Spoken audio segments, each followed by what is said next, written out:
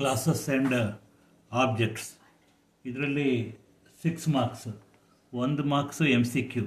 ಅದ್ರ ಗುಟ್ಟನ್ನು ನಿಮಗೆ ಮಾಡಲ್ ಪೇಪರ್ ಮಾಡಿದಾಗ ಹೇಳ್ತೀನಿ MCQ.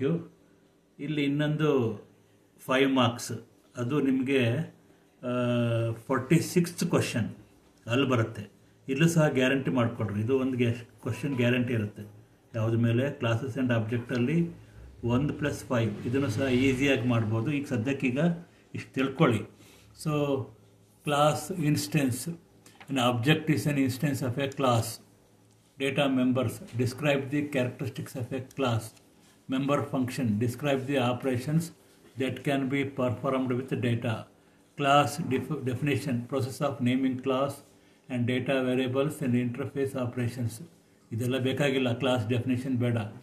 ಸೊ ಕ್ಲಾಸ್ ಡಿಕ್ಲರೇಷನ್, ಇದು ಸಹ ಬೇಕಾಗಿಲ್ಲ.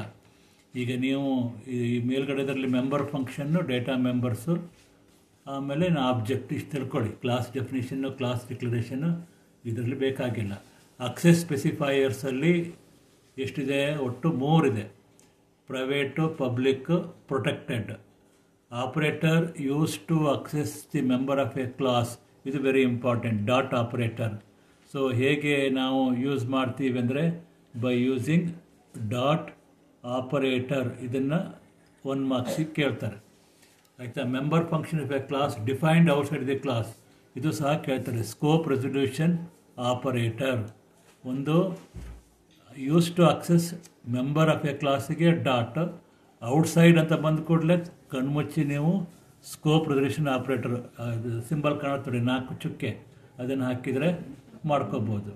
So different ways of declaring a member function inside a class, ಮತ್ತು 2 ಟೈಪ್ ಇದೆ, ಔಟ್ಸೈಡ್ ದಿ ಕ್ಲಾಸ್. 2 ಟೈಪಲ್ಲಿ ನಾವು ಮಾಡ್ಕೋಬೋದು. So syntax of class definition.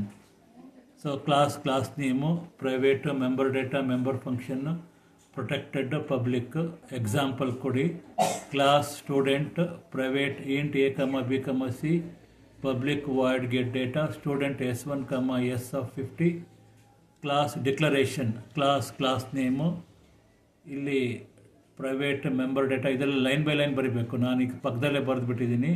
ಇವು ಇಷ್ಟು ಇದೆ ಅಲ್ಲ, ಇದು ಇಷ್ಟನ್ನು ನೀವು ಇದ್ರ ಕೆಳಗಡೆ ಬರಬೇಕು. So class name, object 1, object 2, ಇದು ಒಂದು.